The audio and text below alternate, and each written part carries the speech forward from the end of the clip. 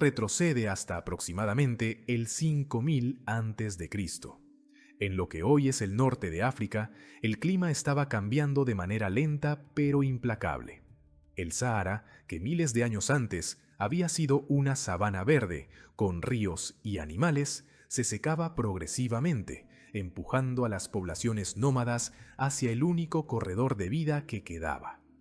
Esas comunidades no llegaron como conquistadores ni como ejércitos, llegaron como familias con rebaños, con semillas y con las historias de sus antepasados grabadas en la memoria. Las primeras aldeas egipcias, las que hoy los arqueólogos identifican con las culturas badariense y nagada, se establecieron en las orillas del río entre el 5000 y el 3100 a.C. Eran comunidades pequeñas de agricultores y pastores que aprendieron a leer los ciclos del Nilo como si fueran un calendario sagrado. Cuando el río crecía cada año, entre junio y septiembre, dejaba tras de sí una capa de limo negro y fértil que convertía la tierra en oro, y en esa regularidad los primeros egipcios vieron la mano de algo más grande que ellos mismos. Aquí nace algo fundamental. La religión egipcia no surgió de golpe, como una revelación divina, sino que creció de manera orgánica, acumulada a lo largo de siglos de observación. Los hombres y mujeres del Nilo miraban el sol cada mañana y veían un milagro que se repetía sin falta. La oscuridad moría, la luz vencía, el calor regresaba. Miraban el río y veían la misma lógica, la muerte aparente de la sequía seguida del renacimiento del diluvio anual.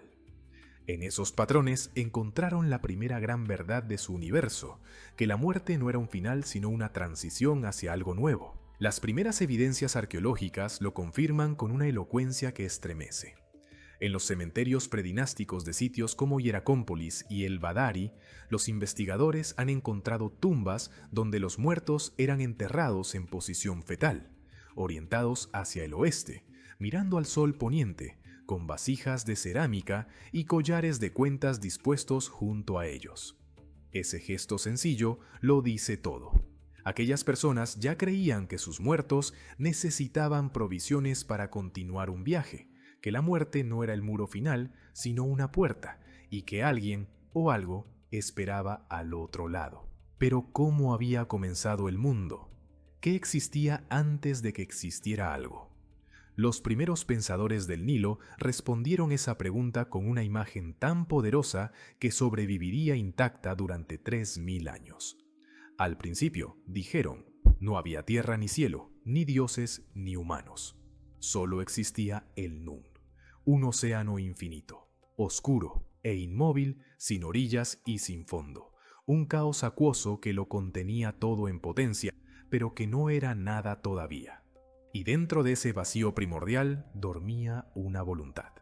Esa voluntad era Atum, el dios que existía antes de existir, la fuerza que se creó a sí misma por el solo poder de su deseo.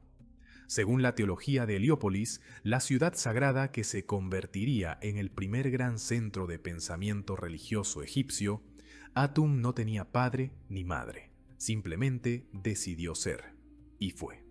Se elevó desde las aguas del Nun sobre una colina primordial llamada la Benben, el primer pedazo de tierra sólida en medio del caos, y desde ese punto comenzó a dar forma al universo con palabras, con aliento, con voluntad pura. Es un mito que obliga a detenerse un momento. La idea de un ser que emerge de la nada por pura decisión, que no necesita a nadie para existir, es tan ambiciosa filosóficamente que siglos después seguiría resonando en otras tradiciones del mundo antiguo. Pero los egipcios no se quedaron en la abstracción. Llenaron ese universo naciente con figuras, con rostros, con nombres que el pueblo pudiera reconocer y venerar. Y el nombre más luminoso de todos fue Ra. Ra era el dios solar, la manifestación más poderosa de la divinidad en el pensamiento egipcio antiguo. No era simplemente el disco que cruzaba el cielo, era el creador activo, la energía que mantenía el mundo en movimiento, la voz que había pronunciado los nombres de todas las cosas y al hacerlo les había dado existencia. Sin Ra, el universo se disolvería de nuevo en el caos del Nun, y todo lo que había sido construido desaparecería como si nunca hubiera ocurrido. Los mitos más tempranos describían el viaje de Ra como una batalla cíclica y eterna. Durante el día, Ra navegaba por el cielo en su barca solar, iluminando el mundo y sosteniendo el orden.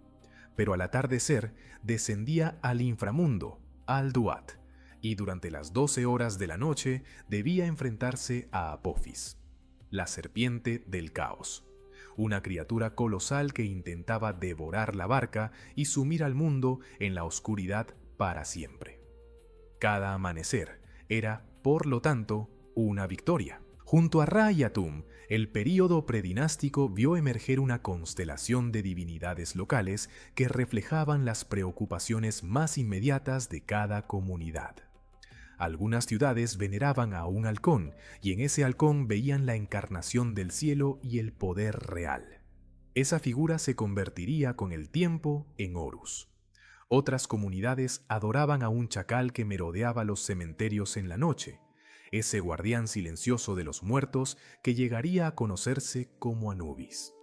En el delta del Nilo, una diosa cobra protegía a sus creyentes con una ferocidad que podía matar o sanar según su voluntad. Las diosas de este panteón naciente no eran figuras secundarias ni decorativas, eran fuerzas fundamentales del universo. Hathor, la diosa de la alegría y la fertilidad, aparece en algunos de los artefactos más antiguos conocidos del Egipto predinástico, representada como una vaca o como una mujer cuyos cuernos sostenían el disco solar entre ellos. Neit, la diosa guerrera y tejedora del cosmos, era igualmente venerada en el norte y su corona se convertiría en el emblema del Bajo Egipto durante milenios. Hathor, sin embargo, tenía una dimensión que conviene no olvidar. Podía ser ternura y podía ser destrucción, como lo demuestra el mito en el que Ra, envejecido y herido por la traición de la humanidad, la envió a destruir a los hombres. Su furia fue tan total, tan imparable, que el propio Ra apenas pudo detenerla cuando el mundo estaba ya al borde del exterminio. Esa ambivalencia, esa dualidad de protección y terror, habitando en una sola figura, era un rasgo característico del pensamiento religioso egipcio desde sus orígenes más remotos. Lo fascinante de este periodo es precisamente su diversidad. No existía aún una religión unificada de Egipto porque no existía aún un Egipto unificado. Había docenas de pequeños reinos y clanes, cada uno con sus propios dioses, sus propios mitos y sus propias formas de rendir tributo a lo sagrado. Sin embargo, ciertos temas aparecían una y otra vez como si brotaran de la misma raíz: la lucha entre el orden y el caos, el ciclo de muerte y renacimiento, la necesidad de un mediador entre el mundo humano y el mundo divino. Para el año 3500 a.C., algo estaba cambiando en el valle del Nilo. Las aldeas crecían, las rutas comerciales se extendían y los líderes más poderosos comenzaban a acumular más riqueza, más tierras y más seguidores que nunca. En los cementerios de Hieracómpolis, las tumbas de algunos individuos se volvían cada vez más elaboradas, decoradas con pinturas de barcos y procesiones que señalaban un nuevo estatus, el del hombre que gobernaba en nombre de los dioses. La brecha entre el rey y el resto se ensanchaba con cada generación que pasaba, y con esa brecha nacía una pregunta que definiría los próximos 3000 años de historia egipcia. ¿Hasta dónde llegaba el poder de quien se proclamaba Hijo del Sol? La respuesta tomaría la forma de un país unificado, de una corona doble, de un rey que sería Dios y un Dios que sería rey. El mundo del Nilo estaba a punto de dar su salto más audaz, y el nombre que marcaría ese umbral sería grabado para siempre en una piedra de esquisto oscuro que los arqueólogos encontrarían milenios después: Narmer. Pero eso es la siguiente parte de esta historia. Por ahora, recuerda esto: todo lo que el antiguo Egipto llegó a ser, sus pirámides, sus misterios, su obsesión con la eternidad, comenzó aquí, En la orilla de un río, en la mente de unos agricultores que miraban el amanecer y decidieron que no podía ser una casualidad. Hay un momento en la historia de Egipto que los libros suelen pasar de largo, un momento incómodo que interrumpe el relato glorioso de pirámides y faraones todopoderosos. Un momento en el que el orden divino se quebró, el río dejó de ser generoso y el pueblo empezó a preguntarse en voz baja al principio, y luego a gritos, si sus dioses los habían abandonado. Ese momento llegó hacia el 2181 a.C., y lo que ocurrió durante los siglos que siguieron no solo cambió el destino político de Egipto, sino que transformó para siempre la manera en que millones de seres humanos entendieron la muerte, el juicio y la posibilidad de la eternidad. Para entender la magnitud de ese colapso, hay que recordar lo que era el reino antiguo en su momento de mayor esplendor. Durante casi 1000 años, Egipto había funcionado como una máquina perfecta de orden y jerarquía. El faraón era el eje que sostenía todo. Era Horus vivo, hijo de Ra, el mediador entre los dioses y los hombres, el único ser capaz de mantener el equilibrio del cosmos. Los templos recibían ofrendas que alimentaban a los dioses, los canales se mantenían, las cosechas llegaban, los funcionarios administraban con eficiencia. Era, desde el punto de vista egipcio, el mundo tal como debía ser. Pero los sistemas perfectos tienen una fragilidad oculta. Cuando el centro falla, todo lo que dependía de él se derrumba al mismo tiempo. Y el centro era el faraón. Durante el reinado de Pepi II, el último gran monarca del reino antiguo, el poder real comenzó a fragmentarse lentamente entre los gobernadores provinciales, los llamados nomarcos, que fueron acumulando tierras, ejércitos y autonomía propia mientras el faraón envejecía en su palacio. Pepi II gobernó durante más de 90 años, según algunas fuentes, el reinado más largo de la historia egipcia, y paradójicamente, esa longevidad fue parte del problema. Vivió tanto que la autoridad central se diluyó a su alrededor como tinta en el agua. Cuando murió, no había nadie con suficiente poder ni suficiente legitimidad para sostener el edificio. Las dinastías séptima y octava se sucedieron con una velocidad que asombra. Algunos historiadores calculan que en el período inmediatamente posterior al colapso, Egipto tuvo más de 70 faraones en menos de 70 años, figuras que gobernaban sobre territorios cada vez más reducidos, combatiendo entre sí mientras el sistema de irrigación se deterioraba y los graneros se vaciaban. El hambre llegó, y con el hambre llegó algo que los egipcios nunca habían visto antes con esa intensidad: la duda. Los textos que sobrevivieron de ese período, conocidos como las Lamentaciones o textos de los pesimistas, son documentos que estremecen por su honestidad brutal. Uno de ellos, el llamado Lamento de Ipu-Ur, describe escenas que parecen sacadas de una pesadilla. Los pobres que se han vuelto ricos y los ricos que han perdido todo, los niños abandonados en las calles, los templos profanados, las tumbas abiertas y saqueadas. El país da vueltas como una rueda de alfarero, escribió Ipu-Ur, y en esa imagen sencilla capturó todo el vértigo de un mundo que había perdido su eje. Pero aquí ocurre algo extraordinario, algo que define el genio particular de la civilización egipcia. Ante la crisis, ante la ruptura del orden, los egipcios no abandonaron a sus dioses, los reimaginaron. Si el sistema había fallado, si el faraón había demostrado ser mortal y frágil como cualquier otro hombre, entonces la teología tenía que expandirse para dar respuesta a esa realidad. Y la respuesta llegó desde un mito que ya existía en estado latente, esperando el momento preciso para ocupar el centro del universo espiritual egipcio. Llegó desde la historia de un dios que había muerto, que había sido despedazado y arrojado al río y que sin embargo había resucitado. Llegó desde Osiris. El mito de Osiris es, sin duda, la historia más poderosa que el antiguo Egipto produjo jamás. En sus líneas fundamentales, es un relato de traición, amor, muerte y triunfo que habla directamente a algo profundo en la experiencia humana. Osiris era el dios que gobernaba la tierra en tiempos primordiales, un rey justo y sabio que había enseñado a los hombres la agricultura, las leyes y el respeto a los dioses. Su esposa era Isis, la más grande de las diosas, señora de la magia y la sabiduría.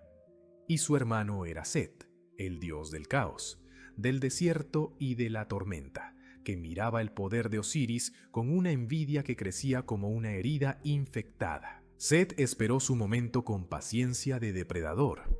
Construyó un cofre a la medida exacta del cuerpo de Osiris, lo presentó como un juego en un banquete entre los dioses y prometió regalárselo a quien encajara perfectamente en su interior. Osiris se recostó dentro, sin sospechar nada, y en ese instante Set cerró la tapa, selló el cofre con plomo fundido y lo arrojó al Nilo.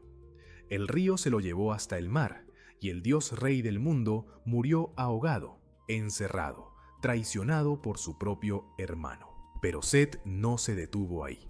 Cuando Isis, devastada y furiosa, recuperó el cofre y lo escondió en los pantanos del delta, Set lo descubrió de nuevo, abrió el ataúd con sus propias manos y despedazó el cuerpo de Osiris en 14 partes que dispersó por todo Egipto para que nunca pudiera ser reconstruido.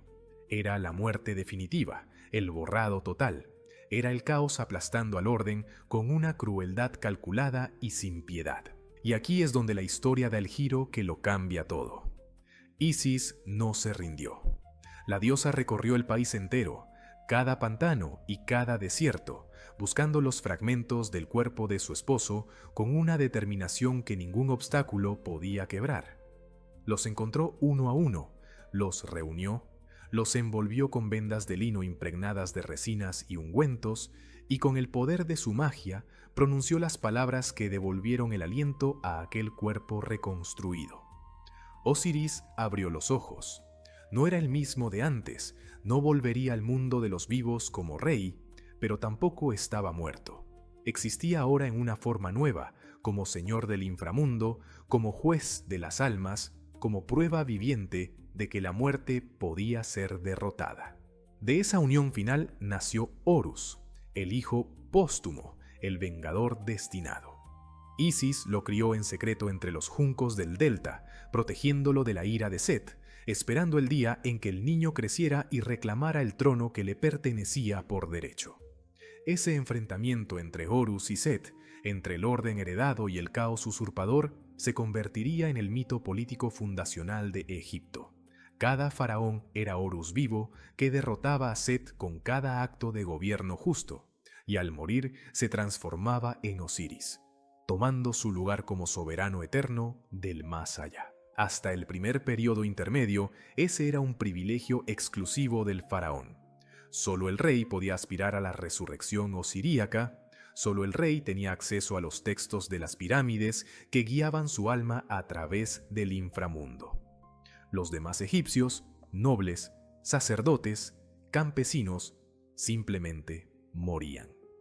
Pero la crisis lo cambió todo, cuando el sistema colapsó y quedó claro que el faraón no era el intermediario infalible entre el cielo y la tierra que se había proclamado.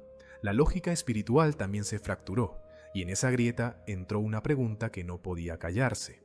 ¿Por qué la eternidad solo para uno? La respuesta llegó en los siglos del primer período intermedio y se consolidó con la reunificación del Reino Medio hacia el 2055 a.C., bajo los faraones de la dinastía undécima.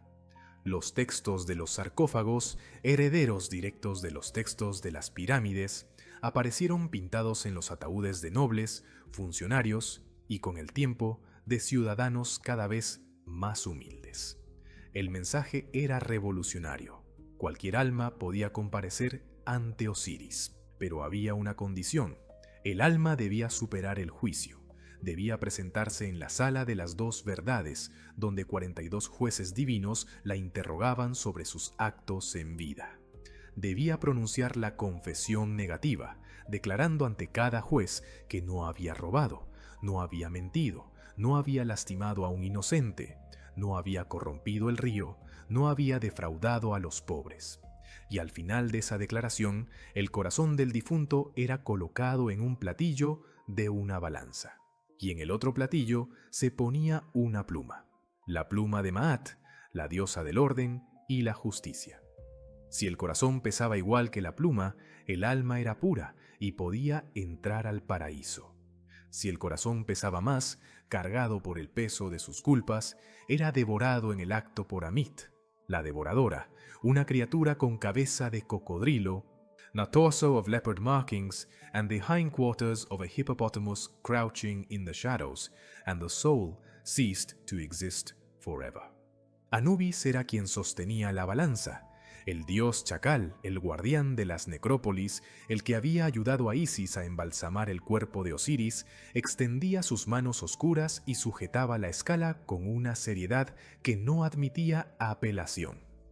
Tot, el dios de la sabiduría y la escritura, registraba el veredicto con su cálamo. Y Osiris, sentado en su trono de juncos blancos, presidía el juicio con la corona Atef sobre la cabeza y el cayado y el mayal cruzados sobre su pecho, la imagen misma de un poder que la muerte no había podido extinguir. Eso es lo que el colapso del reino antiguo le dio a Egipto. No solo la crisis, sino la respuesta a la crisis. Una teología del más allá tan profunda, tan detallada y tan humanamente resonante que sobreviviría a todos los imperios que vinieron después. La promesa era simple y al mismo tiempo inmensa. Si vivías bien, si tratabas con justicia a quienes dependían de ti, si honrabas a los dioses y respetabas el orden de Maat, entonces la muerte no era tu enemiga. Era apenas el umbral hacia algo más grande. Y en un mundo que acababa de descubrir lo frágil que puede ser el poder de los hombres, esa promesa era lo más poderoso que cualquier dios podía ofrecer. Piensa en el momento en que todo termina, no de manera abstracta, sino concreta y física. El último aliento, la oscuridad que se cierra, el silencio que lo ocupa todo. Ahora imagina que ese momento no es un final, sino una prueba, que al otro lado de esa oscuridad hay una sala enorme iluminada por antorchas, donde 42 jueces te miran en silencio y esperan que justifiques cada decisión que tomaste en vida. Eso era la muerte para un egipcio del Reino Medio, y esa convicción tan profunda, tan detallada, tan absolutamente en serio, es lo que convirtió a Egipto en algo que ninguna otra civilización de su tiempo había logrado ser.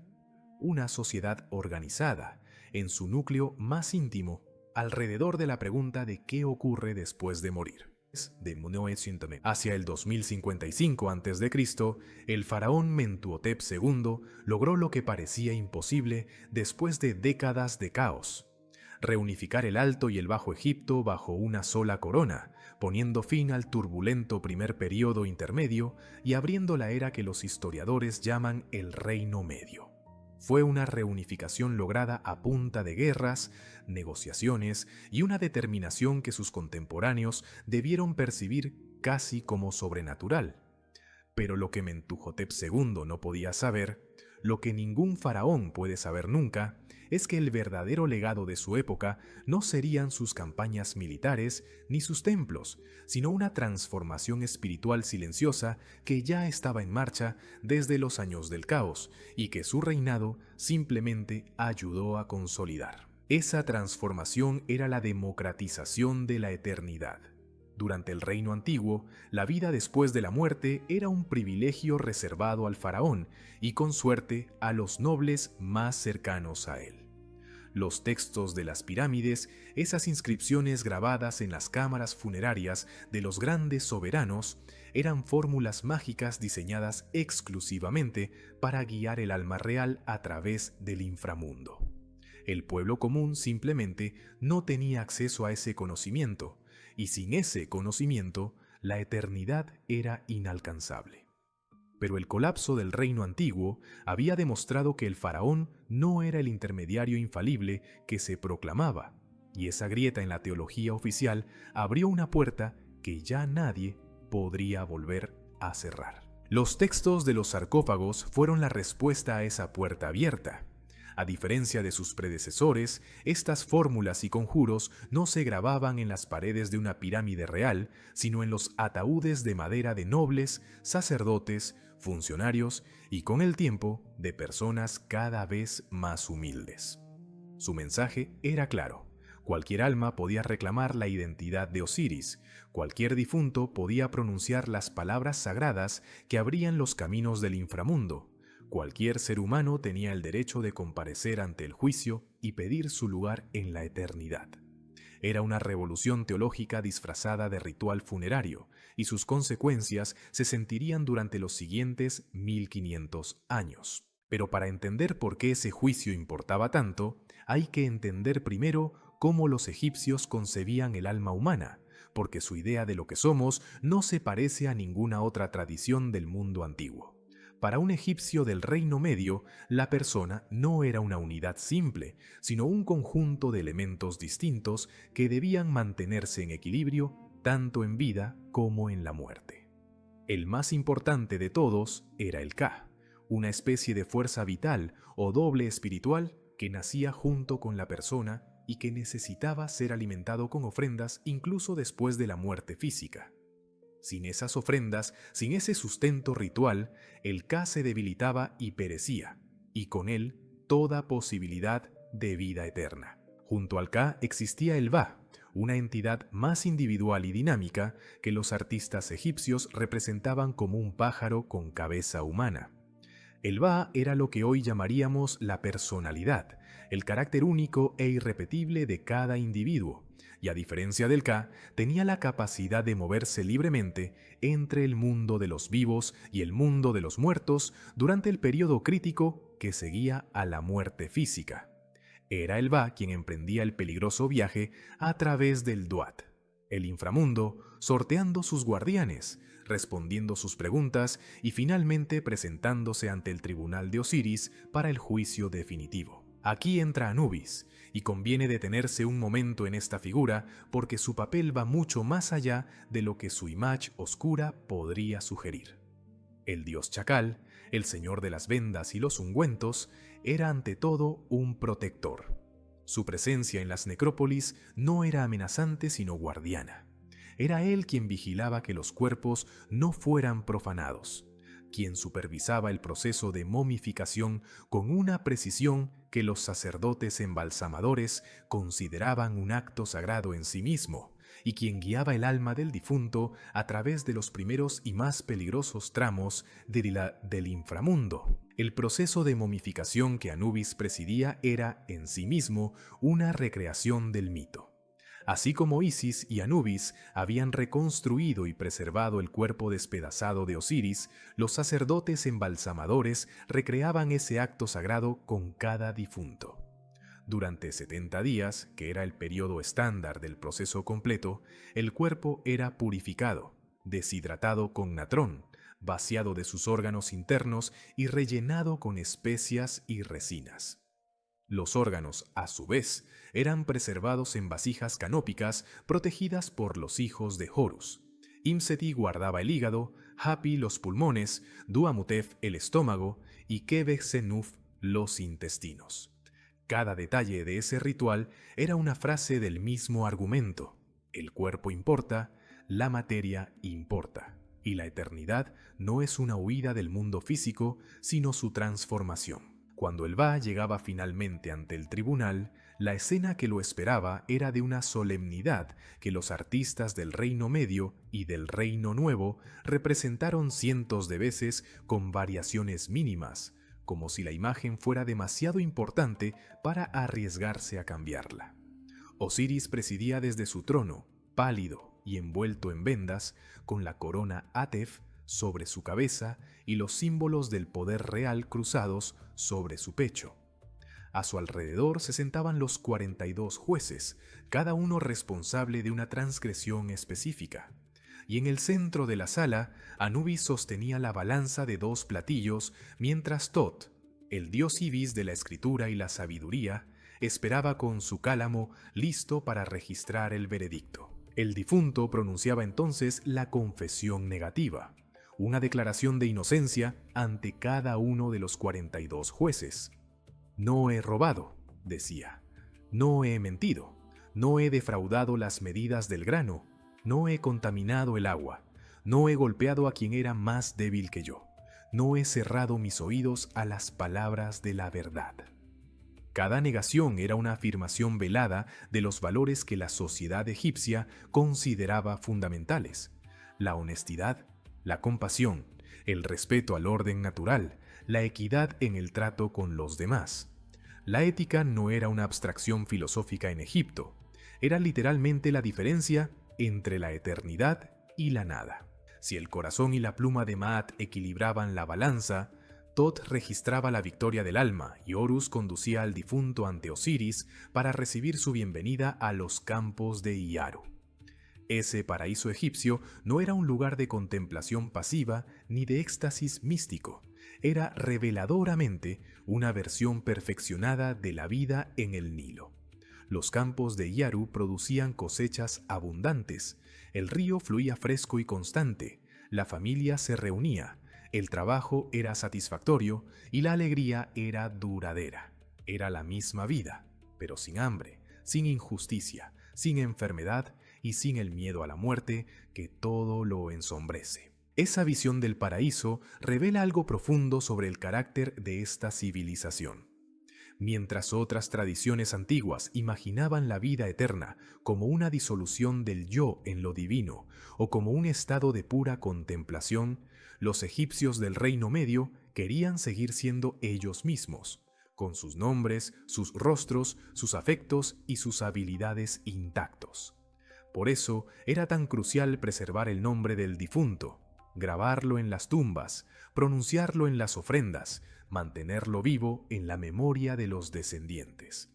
Un egipcio cuyo nombre era borrado moría 2 veces, y la segunda muerte era la peor, porque era definitiva. El Reino Medio fue también una época de extraordinaria producción literaria y artística que reflejó esa obsesión espiritual en cada una de sus formas. Las estelas funerarias se multiplicaron en templos y necrópolis, cada una con el nombre y la imagen del difunto grabados con esmero, reclamando un lugar en la memoria de los dioses. La literatura sapiencial floreció con textos que enseñaban cómo vivir de manera que el corazón llegara ligero a la balanza, y los modelos en miniatura de sirvientes, graneros, barcos y talleres que se colocaban en las tumbas garantizaban que el difunto tuviera todo lo necesario para continuar viviendo al otro lado, por si las ofrendas de los vivos algún día dejaran de llegar. Hacia el 1650 a.C., una nueva crisis sacudió Egipto cuando los hicsos, un pueblo de origen semita, aprovecharon la debilidad del Estado para conquistar el norte del país e instalar su propia dinastía en Avaris. Fue una humillación que los egipcios nunca olvidarían y que sembraría en ellos una sed de reconquista que solo se apagaría con el nacimiento de algo completamente nuevo. El estado más poderoso que el Nilo había visto hasta entonces. Una era de faraones guerreros, templos colosales y una teología solar que volvería a redefinir el cosmos entero. El reino nuevo estaba a punto de despertar, y con él los nombres que aún hoy resuenan en cada rincón del mundo: Hatshepsut, Tutmosis, Ramsés. Había una mujer en el trono de Egipto, y el mundo no sabía qué hacer con eso. Llevaba la doble corona sobre su cabeza, sostenía el cayado y el mayal entre sus manos y se hacía representar con barba ritual postiza en los relieves de sus templos, no porque quisiera engañar a nadie, sino porque el lenguaje del poder en Egipto era masculino desde hacía 1000 años y ella había decidido hablarlo con fluidez perfecta. Su nombre era Hatshepsut y su reinado fue uno de los más prósperos y creativos que el Nilo jamás conoció. Pero antes de llegar a ella, hay que entender cómo Egipto llegó a ese momento de esplendor después de siglos de humillación y guerra. La expulsión de los hicsos no fue un acto único, sino una campaña generacional.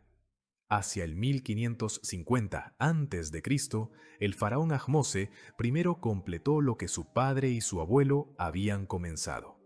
Empujó a los invasores fuera del delta, persiguió a sus últimas tropas hasta Canaán y declaró que Egipto era libre. Pero Ahmose Fue más inteligente que un simple guerrero. Entendió que para que la victoria fuera duradera, el Estado tenía que reorganizarse desde sus cimientos. Creó un ejército profesional permanente, fortaleció la burocracia real y elevó el culto a Amón, el dios de Tebas, su ciudad natal, al rango de divinidad suprema del reino. Con ese gesto, ligó para siempre el poder militar con el poder religioso, y esa alianza entre el faraón y el clero de Amón definiría la política egipcia durante los siguientes 5 siglos. Sus sucesores inmediatos, los faraones de la dinastía 18, convirtieron esa alianza en conquista. Amenhotep I y Tutmosis I empujaron las fronteras de Egipto hacia el sur, hasta el corazón de Nubia, y hacia el norte, hasta el Éufrates, en una expansión que transformó el país de reino regional a verdadero imperio. Los botines de guerra fluían hacia Tebas en cantidades que habrían parecido fabulosas apenas una generación antes. Oro, marfil, esclavos, caballos, madera de cedro y lapislázuli que los artesanos del templo de Amón en Karnak convertían en columnas, obeliscos y estatuas colosales. Karnak crecía con cada reinado, cada faraón añadía su propio patio, su propia sala hipóstila, sus propios relieves, en una competencia de piedad y ostentación que durante siglos no tuvo pausa. Fue en ese contexto de riqueza y poder en expansión donde Hatshepsut tomó el control. Era la hija de Tutmosis I, una mujer de linaje impecable que había servido como gran esposa real de Tutmosis II y que a la muerte de este quedó como regente de su hijastro, el joven Tutmosis III, que todavía era un niño demasiado pequeño para gobernar. La historia esperaba que Hatshepsut administrara el reino con discreción hasta que el niño creciera. Hatshepsut tenía otros planes. En algún momento alrededor del 1473 a.C., Hatshepsut dejó de ser regente y se proclamó faraón. No fue un golpe de estado sangriento, ni una usurpación violenta. Fue una reclasificación teológica cuidadosamente construida. Mandó grabar en los muros de su templo funerario en Deir el-Bahari la historia de su concepción divina, en la que el propio Amón habría tomado la forma de Tutmosis primero para engendrarla, garantizando así su derecho al trono por mandato del más poderoso de los dioses. Era un argumento que los sacerdotes de Amón respaldaron, probablemente porque Hatshepsut era una aliada generosa que los colmaba de recursos y privilegios. Su reinado, que duró aproximadamente 20 años, fue una era de construcción y comercio más que de conquista militar. El logro más celebrado de Hatshepsut fue la expedición al país de Punt, una tierra lejana y misteriosa al sur del Mar Rojo, de la que los egipcios obtenían incienso, mirra, ébano, pieles de animales exóticos y árboles de perfume vivos que trasplantaron a los jardines de sus templos. Fue Hatshepsut quien organizó esa expedición a una escala sin precedentes, enviando 5 grandes barcos cargados de marineros, soldados y comerciantes, y mandó inmortalizar su regreso triunfal en los relieves de Deir el-Bahari con un detalle tan minucioso que hoy los arqueólogos aún debaten la ubicación exacta de Punt basándose en las plantas y los animales representados. También erigió en Karnak obeliscos de granito rosa, y 2 de los cuales siguen en pie, cubiertos originalmente en electro, una aleación de oro y plata que brillaba como el sol desde kilómetros de distancia. Cuando Hatshepsut murió, Tutmosis III tomó el poder que había esperado durante décadas con una paciencia que debió costarle enormemente. Lo que hizo después sigue siendo motivo de debate entre los especialistas. En los últimos años de su reinado, ordenó borrar sistemáticamente el nombre y la imagen de Hatshepsut de los monumentos públicos, sustituyendo su figura con la de Tutmosis I, II o él mismo. Durante mucho tiempo se interpretó ese borrado como una venganza personal, el rencor de un hombre que había sido opacado durante 20 años. Hoy, muchos historiadores creen que fue más bien un acto político pragmático. Tutmosis III necesitaba asegurar una sucesión clara para su propio hijo, y la existencia de una predecesora femenina complicaba el argumento de la herencia masculina del poder. Sea cual fuere la razón, el borrado fue tan meticuloso que durante siglos Hatshepsut quedó enterrada en el olvido, hasta que los arqueólogos del siglo XIX comenzaron a descifrar los jeroglíficos y a notar que debajo de algunos relieves había otra historia esperando ser leída. Pero si Hatshepsut fue la constructora, Tutmosis III fue el conquistador, y su figura merece detenerse un momento porque su escala resulta verdaderamente asombrosa. En 17 campañas militares a lo largo de casi 20 años, Tutmosis III extendió el imperio egipcio hasta sus límites máximos. Al norte llegó hasta el río Éufrates, en lo que hoy es Siria, y al sur consolidó el dominio sobre Nubia hasta la cuarta catarata del Nilo. Fue en la batalla de Megido, hacia el 1457 a.C., donde demostró el genio táctico que lo haría famoso. Frente a una coalición de reyes cananeos que esperaban ser atacados por las rutas más evidentes, Tutmosis eligió el paso más estrecho y peligroso, el desfiladero de Aruna, no descartando los consejos de sus generales y apostando su vida y la de su ejército a la sorpresa. Funcionó. Las tropas enemigas, tomadas de flanco, se desbandaron y corrieron a refugiarse en la ciudad de Megido, que cayó tras un asedio de 7 meses. Cada victoria de Tutmosis III venía acompañada de una ofrenda masiva al templo de Amón en Karnak. El dios que había respaldado la conquista recibía su parte proporcional del botín: tierras, rebaños, esclavos y metales preciosos que enriquecían al clero hasta convertirlo en el actor económico más poderoso del país después del propio faraón. En los muros del templo, los relieves narraban las campañas con la precisión de un diario de guerra. Se listaban las ciudades tomadas, los prisioneros capturados, los tributos recibidos. Era propaganda, sin duda, pero era también un recordatorio permanente de que el poder del faraón no era solo político o militar, sino cósmico. Cada ciudad conquistada era una extensión del orden de Maat sobre el caos del mundo extranjero. Amenhotep II y Tutmosis IV consolidaron el imperio que el tercero había construido, pero fue con Amenhotep III, que gobernó durante casi 40 años desde aproximadamente el 1386 a.C., cuando el Reino Nuevo alcanzó su plenitud cultural. Amenhotep III fue quizás el faraón más opulento de la historia egipcia. Construyó un palacio de dimensiones faraónicas en la orilla occidental de Tebas. Decoró sus salas con pisos pintados que representaban estanques llenos de peces y pájaros, y se hizo representar en estatuas colosales que erigió a lo largo del Nilo con la generosidad de quien sabe que el mundo entero está mirando. Las cartas de Amarna, esa colección de tablillas de arcilla encontradas en el siglo XIX que preservan la correspondencia diplomática de su reinado, revelan un mundo de relaciones internacionales sofisticado donde los reyes de Babilonia, Mitanni, Asiria y Chipre se dirigían al faraón llamándolo su hermano y negociaban matrimonios dinásticos con la misma meticulosidad con que hoy se firman tratados comerciales. Y sin embargo, bajo esa superficie de esplendor y poder, algo se estaba moviendo. En la corte de Amenhotep III crecía su hijo, un niño de físico peculiar y mente inquieta que un día heredaría el trono con el nombre de Amenhotep IV. Ese joven príncipe miraba el panteón de cientos de dioses que habían sostenido a Egipto durante 2000 años.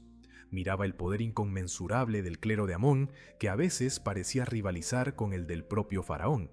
Y en algún rincón de su mente comenzaba a formarse una pregunta que haría temblar los cimientos del mundo más antiguo de la Tierra.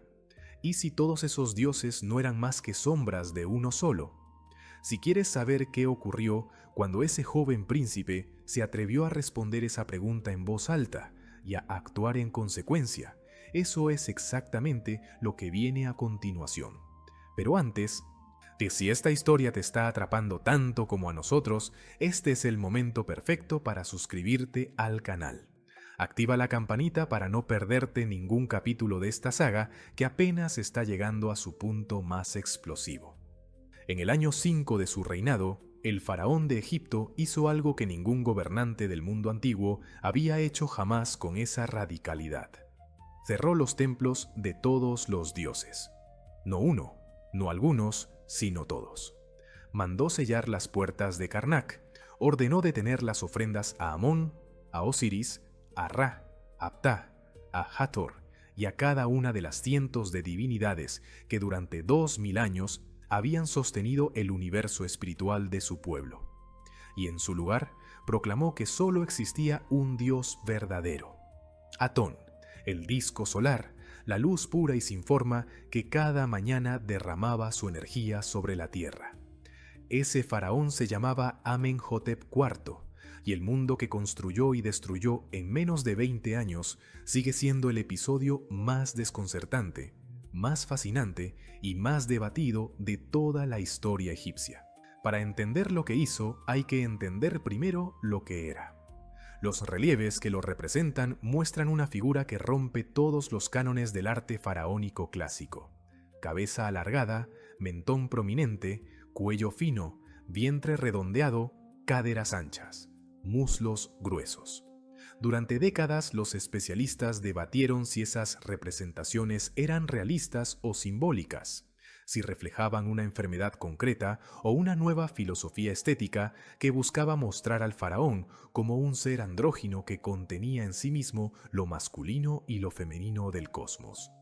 La respuesta sigue siendo incierta, pero lo que sí está claro es que Amenhotep IV no tenía ningún interés en parecerse a sus predecesores, ni en el arte, ni en la teología, ni en la política. Desde su infancia en la corte de su padre, Amenhotep III, el joven príncipe había crecido observando el poder descomunal que el clero de Amón había acumulado a lo largo de siglos. Los sacerdotes de Amón en Karnak no eran simples funcionarios religiosos. Eran propietarios de vastas extensiones de tierra, administradores de talleres y flotas comerciales, y árbitros de una legitimidad teológica sin la cual ningún faraón podía gobernar con comodidad. En algunos periodos se estima que el templo de Amón controlaba cerca de 1/3 de toda la tierra cultivable de Egipto. Era un estado dentro del estado, y cualquier faraón que quisiera gobernar con autoridad real, y no solo nominal, tarde o temprano tendría que enfrentarse a ese poder. Pero Akenatón, nombre que adoptó en el año 5 de su reinado para borrar incluso de su identidad toda referencia a Amón, no actuó solo por pragmatismo político. Sus textos, especialmente el gran himno a Atón, revelan a un pensador genuinamente convencido de que el universo era más simple y más bello de lo que el panteón tradicional sugería. Atón no era un dios con rostro, con historia, con rivalidades y con enemigos como los demás dioses egipcios. Era la energía solar misma, el calor y la luz que hacían posible toda vida sobre la tierra, una fuerza tan fundamental que no necesitaba mitos ni leyendas para justificar su poder. Tú te alzas hermoso en el horizonte del cielo, Atón vivo que dio inicio a la vida, decía el himno. Y en esos versos resuena una visión del cosmos que algunos estudiosos han comparado con el monoteísmo que siglos después definiría al judaísmo, al cristianismo y al islam. En el año 5 de su reinado, Akenatón tomó la decisión más audaz de su vida: abandonar Tebas, la ciudad de Amón, y construir una capital completamente nueva en un lugar donde ningún dios había sido venerado antes, un terreno virgen en la orilla oriental del Nilo, a mitad de camino entre Menfis y Tebas. Llamó a esa ciudad Aketatón, el horizonte de Atón, y hoy la conocemos como Tel el Amarna. La construcción fue extraordinariamente rápida. En apenas 3 o 4 años se levantaron palacios, templos abiertos al cielo sin techos que bloquearan la luz del disco solar, barrios residenciales, talleres y una necrópolis real excavada en los acantilados que rodeaban la llanura. Toda una civilización trasplantada de golpe a un lugar que antes era desierto. Lo que Akenatón construyó en Amarna no fue solo una ciudad, sino un experimento social sin precedentes. El arte de Amarna es radicalmente distinto al de cualquier otro período egipcio. Los relieves muestran al faraón y a su esposa, la célebre Nefertiti, jugando con sus hijas, besándolas, sosteniéndolas en sus brazos bajo los rayos de Atón que terminan en pequeñas manos extendidas hacia la familia real. Era una iconografía de intimidad y ternura que contradecía frontalmente la distancia solemne que separaba al faraón del resto de los mortales en la tradición clásica. Akenatón quería mostrar que él y su familia eran los intermediarios únicos entre Atón y la humanidad, que el acceso al Dios pasaba por ellos y solo por ellos, lo que en la práctica reemplazaba el poder del clero con la autoridad absoluta e irrefutable de la familia real. Nefertiti fue en ese experimento algo más que una consorte decorativa. Los relieves de Amarna la muestran realizando rituales religiosos en igualdad de condiciones con el faraón, conduciendo carros de guerra, golpeando enemigos con la masa ceremonial, funciones que en la iconografía tradicional pertenecían exclusivamente al rey. Su busto, descubierto en 1912 por el arqueólogo alemán Ludwig Borchardt y hoy en el Museo de Berlín, es posiblemente el retrato más famoso de toda la historia del arte antiguo.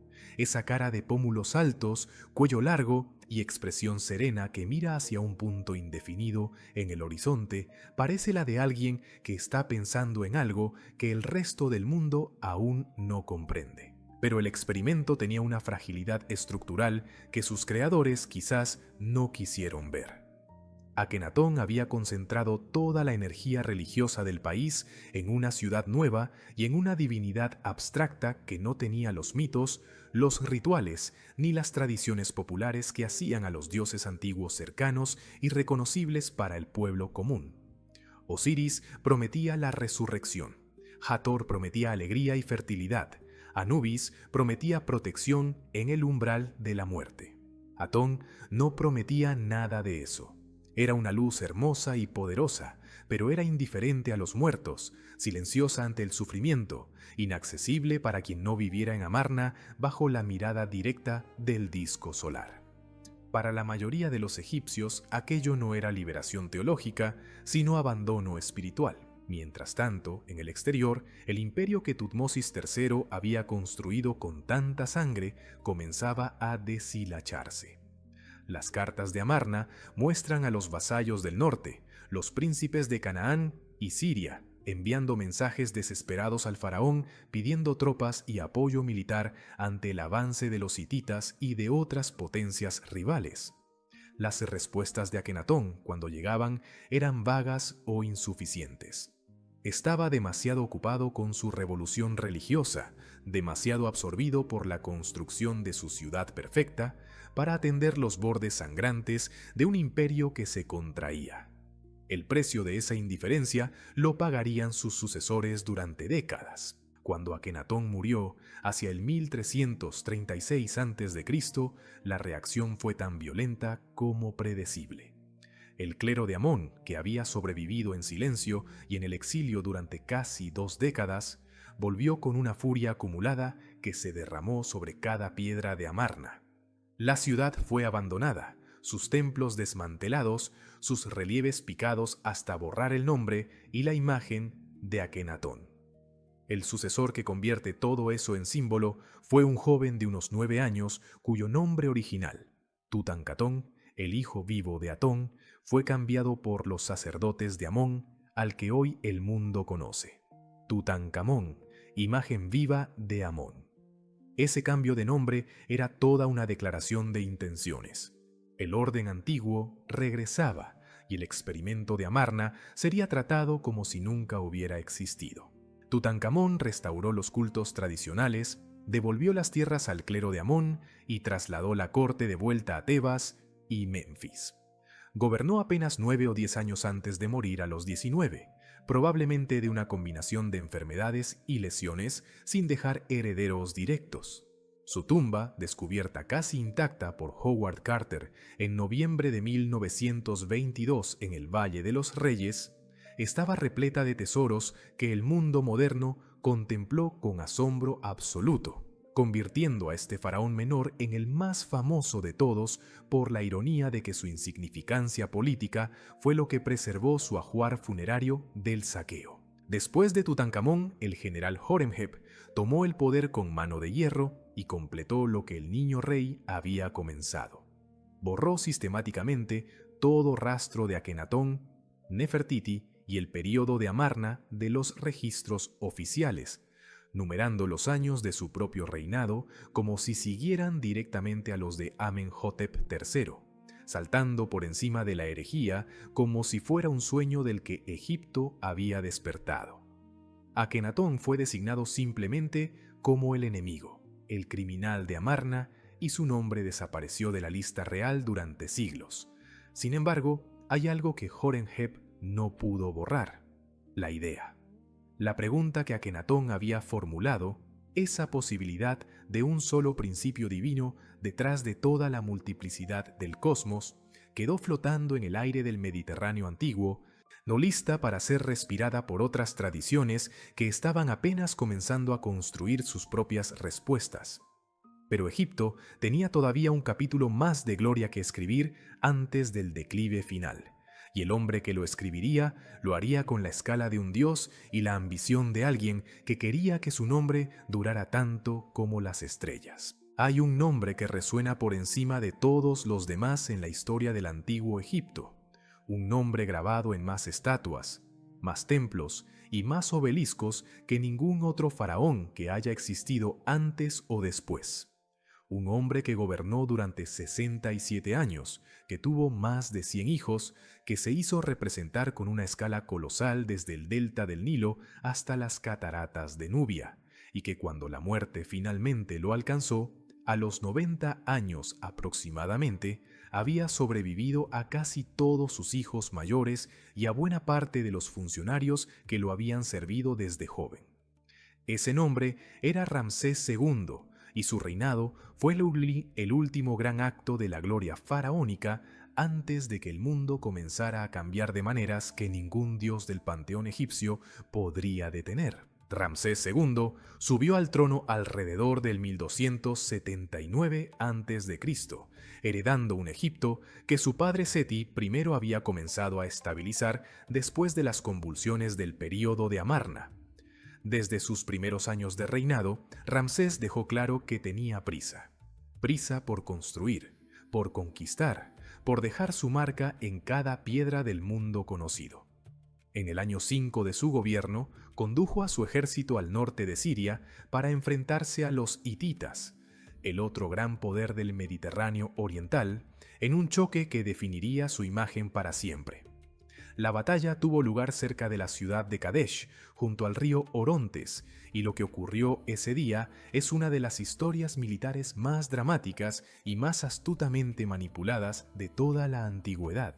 El ejército egipcio marchaba dividido en columnas cuando unos espías capturados, que en realidad eran agentes hititas plantados deliberadamente, convencieron a Ramsés de que el rey hitita, Muwatalli II, todavía estaba lejos y que la ciudad de Kadesh estaba al alcance. Ramsés aceleró con su división de vanguardia, la división de Amón, sin esperar a las demás. Fue entonces cuando los hititas atacaron desde su posición oculta detrás de la ciudad con más de 2.500 carros de guerra, destrozando la división de Ra que marchaba detrás de Ramsés y rodeando casi completamente al faraón y a su guardia personal. Por un momento, el rey de Egipto estuvo al borde de la captura o la muerte en medio del campo enemigo, con sus propios soldados huyendo a su alrededor. Lo que ocurrió después fue contado por Ramsés mismo en versiones grabadas en no menos de 5 templos distintos, incluyendo Karnak, Luxor y Abu Simbel. Según esos relatos, el faraón clamó a Amón en voz alta en medio del caos, y el dios le respondió con poder suficiente para que él solo, con su carro y su arco, se abriera paso entre el cerco hitita hasta que las tropas de refresco llegaron y estabilizaron la situación. La batalla terminó sin un vencedor claro desde el punto de vista militar. Ningún bando tomó Kadesh y ambos sufrieron bajas considerables.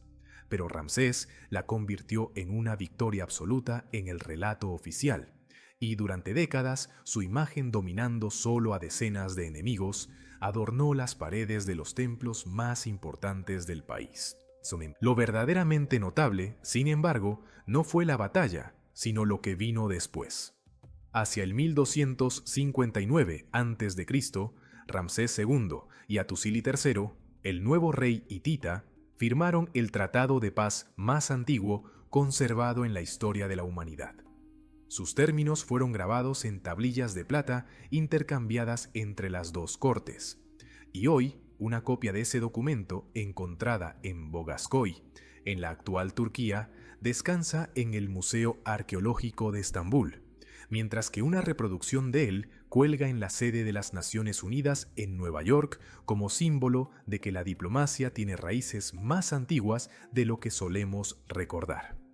El tratado establecía paz perpetua, asistencia mutua en caso de invasión y extradición de refugiados. Yomi fue sellado años después con el matrimonio de Ramsés con una princesa hitita a la que el faraón rebautizó con el nombre egipcio de Maator-Nefrura. Pero si la batalla de Kadesh definió la política exterior de Ramsés, sus monumentos definieron su eternidad.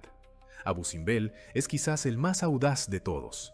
2 templos excavados directamente en la roca de un acantilado nubio, el mayor dedicado a Ramsés y a los dioses Ra-Horajti, Amón y Ptah, y el menor dedicado a su esposa favorita Nefertari y a la diosa Hathor. La fachada del templo mayor está dominada por 4 estatuas colosales del propio Ramsés, sentado cada una de 20 metros de altura, que miran el río con una serenidad que parece desafiar el tiempo. El interior fue diseñado con una precisión astronómica asombrosa. 2 veces al año, el 22 de octubre y el 22 de febrero, fechas que se creen corresponden al cumpleaños y al día de coronación del faraón. Los primeros rayos del amanecer penetran por la entrada del templo y recorren 62 metros de corredor oscuro hasta iluminar las estatuas de los dioses del santuario interior, dejando en sombras solo a Ptah, el dios de los muertos que permanece en la oscuridad permanente. Ramsés II murió hacia el 1213 a.C. y fue sucedido por su 13º hijo, Merem-Ptah, porque todos los anteriores habían muerto antes que él. Merem-Ptah enfrentó ya los primeros signos de una amenaza nueva y misteriosa que llegaría a obsesionar a los faraones del siglo XII a.C. Los pueblos del mar, oleadas de migrantes y guerreros de origen incierto que llegaron desde el Mediterráneo y el Egeo, arrasando con todo lo que encontraban a su paso. Destruyeron el imperio hitita, arrasaron las ciudades de Ugarit y Micenas, y se lanzaron sobre Egipto con una ferocidad que puso a prueba cada reserva militar del Estado. El fin del Reino Nuevo, hacia el 1070 a.C., marcó el comienzo de lo que los historiadores llaman el tercer período intermedio, una era de fragmentación política en la que el poder se dividió entre faraones del norte y sumos sacerdotes de Amón que gobernaban el sur de Egipto con autoridad casi real. El Estado se fragmentó, los recursos se dispersaron y la brecha entre el ideal eterno del faraón dios y la realidad política cotidiana se volvió imposible de ignorar. Fue una época de transición dolorosa, como el atardecer largo de una civilización que había brillado durante 2 milenios. Lo que siguió fue una sucesión de dominaciones extranjeras que habrían destruido a cualquier otra cultura, pero que Egipto asimiló con una tenacidad que asombra. Los libios, que durante el Reino Nuevo habían servido como mercenarios en el ejército egipcio, tomaron el poder hacia el 945 a.C., fundando la dinastía 22. Los reyes libios adoptaron los títulos, los rituales y la iconografía faraónica con una fidelidad que en algunos casos superó a la de sus predecesores nativos. La cultura del Nilo era tan poderosa, tan coherente, tan densa de significado, que absorbía a quienes la conquistaban más fácilmente de lo que ellos la modificaban a ella. Tras los libios llegaron los nubios. Los reyes de Kush, el reino que Tutmosis III había conquistado siglos antes, invirtieron la dirección del poder y avanzaron desde el sur para gobernar Egipto durante casi un siglo como la dinastía 25, entre el 740 y el 656 a.C. Fue una de las grandes paradojas de la historia antigua. Los descendientes de los conquistados gobernando como faraones y haciéndolo con una devoción a la tradición egipcia que los propios egipcios del norte miraban a veces con incomodidad. Los reyes nubios construyeron pirámides, las primeras que Egipto veía en más de 1000 años, aunque más pequeñas y más empinadas que las del reino antiguo. Y su piedad hacia Amón era tan intensa que algunos sacerdotes tebanos los recibieron como restauradores del orden perdido. Luego llegaron los asirios, que saquearon Tebas en el año 663 a.C. con una brutalidad que dejó a la ciudad sagrada en ruinas y a sus habitantes en estado de shock. Y después de los asirios, los persas bajo Cambises II conquistaron el país en el 525 a.C., instalando a sus gobernadores como faraones y añadiendo los títulos del Nilo a la larga lista de sus honores imperiales. Egipto recuperó brevemente su independencia bajo la última serie de faraones nativos, las dinastías 28 a 30, pero el periodo de autonomía fue corto y agitado, interrumpido por una segunda conquista persa que duró hasta que en el 332 a.C., un joven macedonio llegó al Nilo con su ejército y fue recibido no como un invasor, sino, asombrosamente, sí como un liberador. Ese joven se llamaba Alejandro III de Macedonia, y lo que hizo a su llegada a Egipto marcó el último gran giro del mundo faraónico. Se dirigió al oráculo de Amón en el oasis de Siwa, cruzando el desierto con un grupo pequeño de acompañantes, y el sacerdote del santuario lo saludó como hijo de Amón, es decir, como faraón legítimo de Egipto. Alejandro salió de ese encuentro con algo que ninguna victoria militar podía darle: la legitimidad sagrada del Nilo, el reconocimiento de que los dioses más antiguos del mundo lo habían aceptado en su linaje.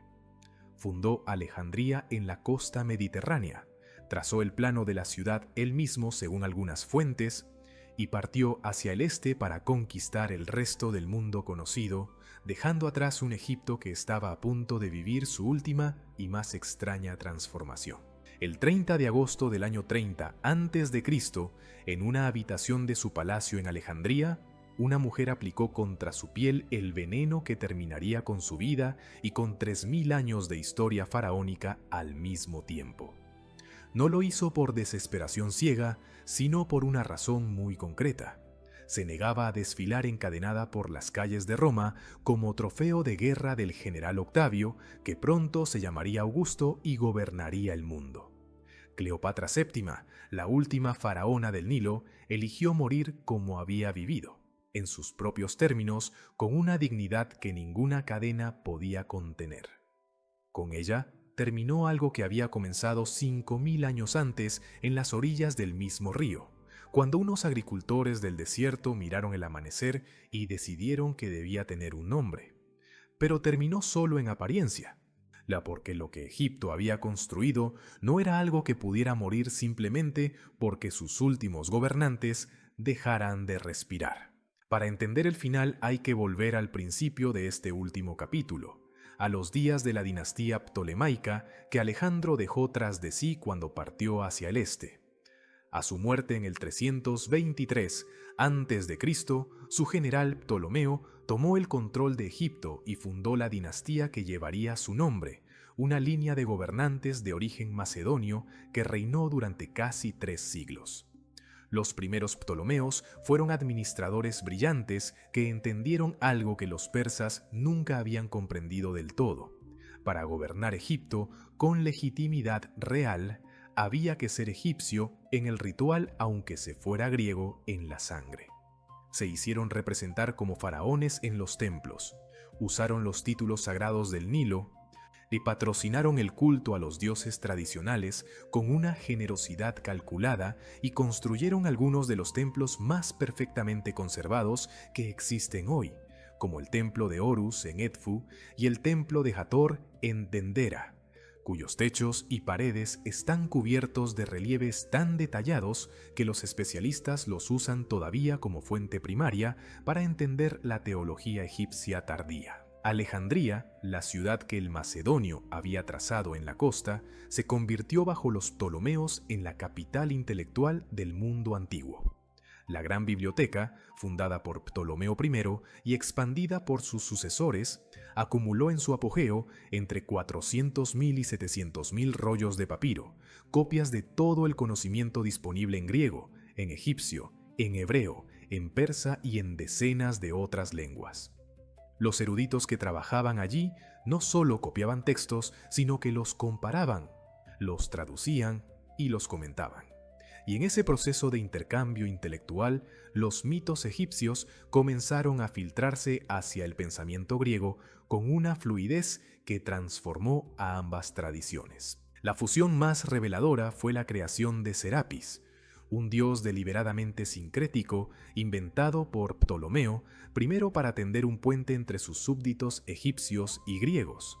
Serapis combinaba atributos de Osiris y del toro sagrado Apis con la apariencia de Zeus barbado, y su culto se extendió con una velocidad que sorprendió a sus propios creadores, llegando hasta Grecia, Asia Menor y eventualmente Roma.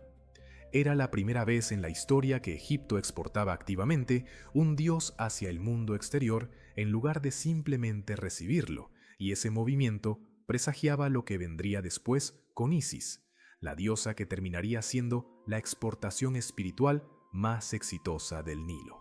Cleopatra VII, que gobernó desde el 51 hasta el 30 a.C., fue la culminación y el final de esa síntesis ptolemaica. A diferencia de la mayoría de sus predecesores, que habían gobernado en griego y miraban a Egipto como una provincia rentable, Cleopatra aprendió el idioma egipcio y, según las fuentes antiguas, hablaba 9 lenguas en total, incluyendo el etíope, el hebreo, el arameo y el parto. Se presentó ante su pueblo como la encarnación viva de Isis, la diosa madre universal, la misma que había reconstruido el cuerpo de Osiris y dado a luz a Horus en los pantanos del delta. Esa identificación no era un truco político superficial.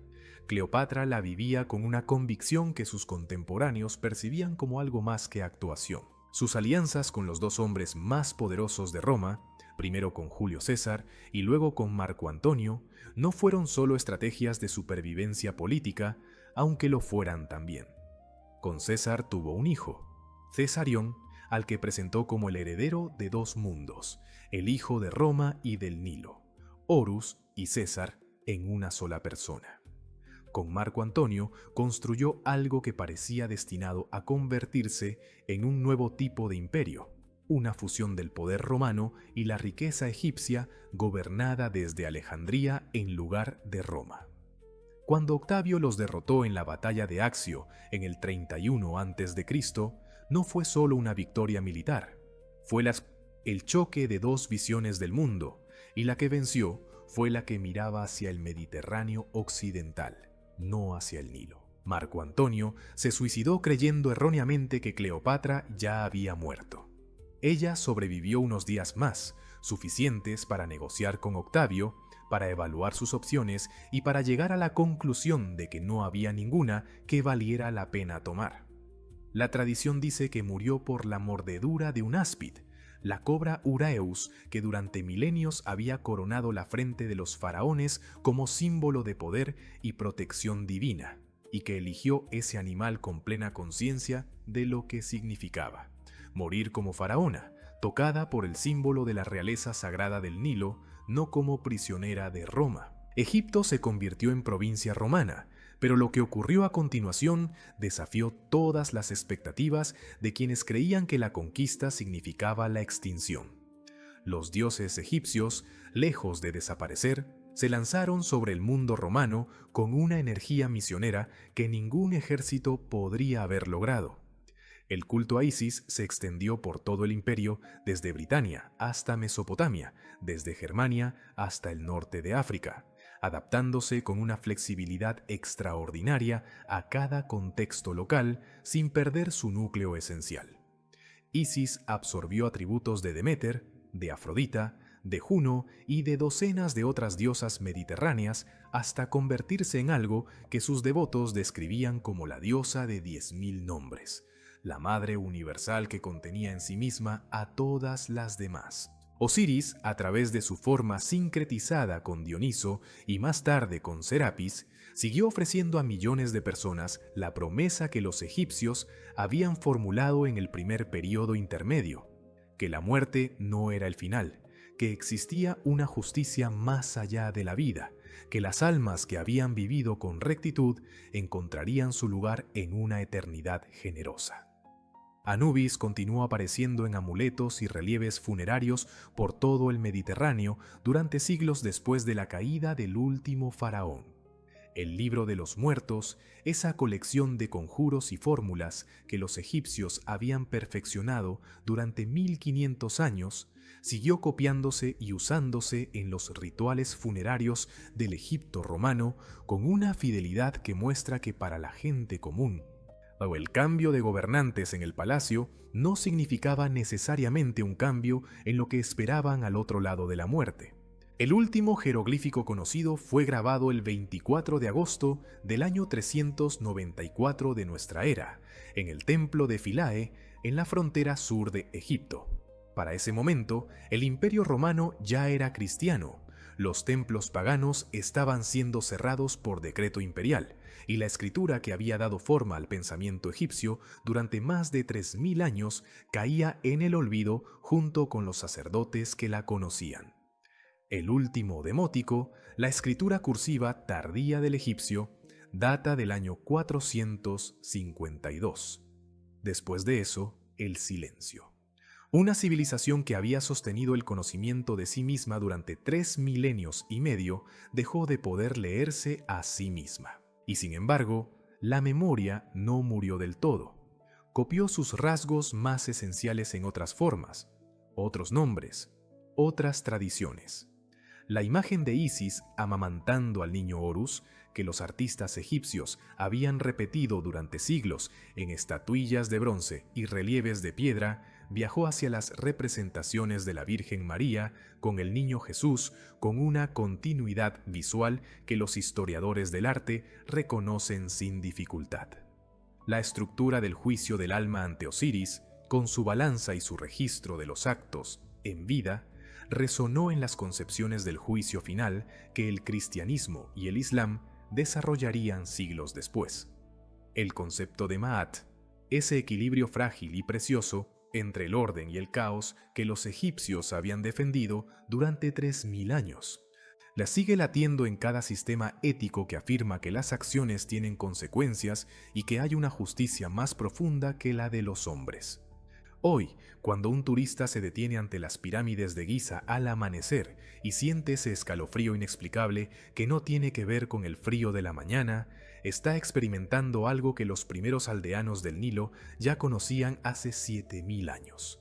La certeza de que existe algo más grande que nosotros, algo que no termina cuando terminamos nosotros, algo que vale la pena construir aunque sepamos que no vamos a verlo completo.